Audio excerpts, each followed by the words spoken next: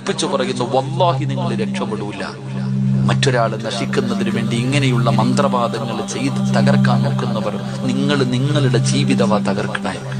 നിങ്ങളുടെ അല്പനേരത്തെ സന്തോഷത്തിന് വേണ്ടി മറ്റൊരുത്തൻ നശിക്കാൻ വേണ്ടി നിങ്ങൾ ചെയ്യുമ്പോ, അള്ളാഹുവിന്റെ ഖുർആൻ പഠിച്ച ഒരു ഹാഫിളായ പയ്യനെ ഞാൻ കണ്ടു.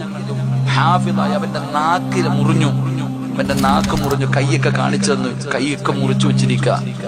ഞാൻ ചോദിച്ചു, അവൻ ഖുർആൻ പഠിച്ചവനാ.